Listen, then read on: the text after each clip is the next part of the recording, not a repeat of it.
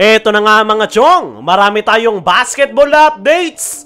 Arvin Tolentino may sinabi sa Ginebra sa darating na Game 1. Barangay Ginebra versus Northport Batampier Semifinals Game 1 prediction, mapapalaban ang Barangay Ginebra. Ngayong araw nga mga chong ay muli nang magsisimula ang PBA Playoffs kung saan kakaharapin ng Barangay Ginebra sa Game 1 Semifinals ang Northport Batampier. Malaking challenge nga ito para sa Barangay Ginebra dahil alam naman natin na malaking porsyento ng kanilang mga key players ay naglaro sa ating national team. Kasama pa nila si Coach Tim Cone. At kahapon nga lang sila nakabalik ng bansa, kaya naman halos wala nga silang pahinga at naging preparation para paghandaan ang Northport. Kaya naman, ano nga ba yung mga kinakailangang gawin ng Barangay Ginebra para makuha ang panalo sa darating na Game 1? Unang-una sa kanilang listahan ay mas malawak na player rotation. Alam naman natin itong si Coach Tim ay limitadong players lang yung kanyang ginagamit sa kanyang kupunan. Pero this time ay kailangan nga nitong palawakin ang kanyang player rotation dahil pagod pa nga yung kanyang mga key players na naglaro sa ating national team. Kaya naman, kinakailangan ring mag-step up ng second unit ng Barangay Ginebra dahil makakatulong nga ang mga ito upang mabawasan ang pagod ng mga starters ni Coach Tim at para pagdating sa mga crucial minutes ay fresh legs pa rin ang mga ito at makasabay sa Northport Batampier.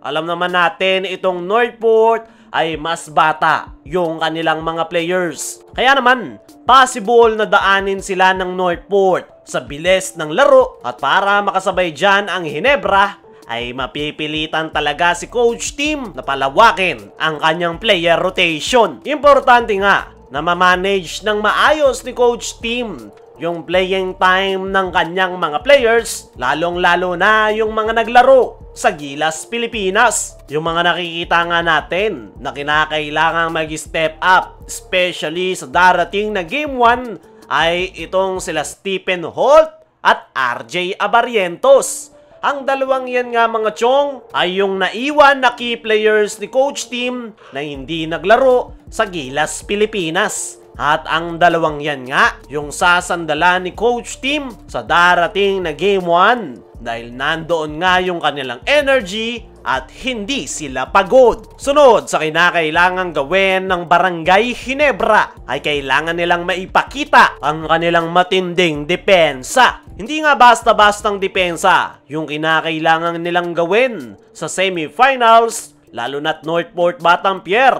ang kanilang kaharap na napakaraming mga batang players at halos lahat ay kayang mag-contribute mapagwardya to center. Kaya naman, kinakailangang maglatag ng defensive scheme ni Coach Tim Cone para mapigilan ang opensa ng Northport Batampier. Isa nga sa mga kinakailangang tutukan ng Barangay Ginebra pagdating sa depensa ay itong si Arvin Tolentino. Ito nga yung main guy ngayon ng Northport Batampier. Kung ang Barangay Ginebra ay merong Justin Brownlee, meron namang Arvin ang Northport dahil sa kanyang all-around performance. Bukod pa kay Arvin ay nandyan rin yung kanilang mga local players. Kaya naman talagang mahihirapan ang Barangay Ginebra sa darating na Game 1. At para sa ating game prediction mga chong, ay expect nyo na dadaanin ng Northport Batampier sa bilis ang tempo ng laro, pero paniguradong makikipagsabayan pa rin dyan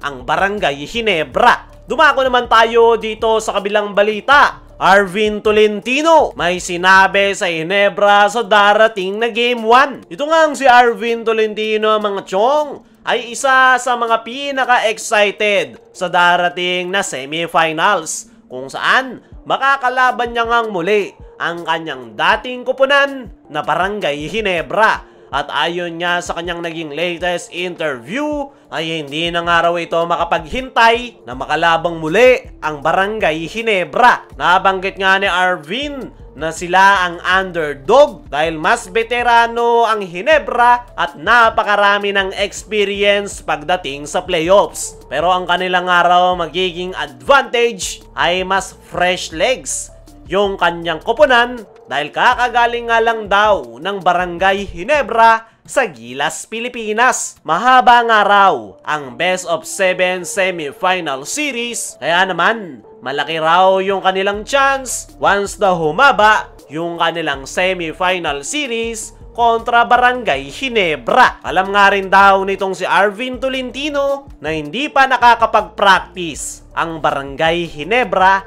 ng sama-sama. Isa nga rin daw yan sa kanilang magiging advantage dahil napakahaba nga raw ng kanilang naging preparation kumpara sa Ginebra na nakafocus sa Gilas nitong mga nakaraan. Pero kahit na ganun, ay hindi pa rin nagkukumbiyansa itong si Arvin dahil kilala niya nga raw ang Ginebra, lalong-lalo na si Coach Tim na palaging nakakagawa ng adjustment. At ang gagawin lang daw nila ay mag-focus sa kanilang game plan. Kayo mga chong, ano masasabi nyo sa sinabi ni Arvin sa Barangay Ginebra?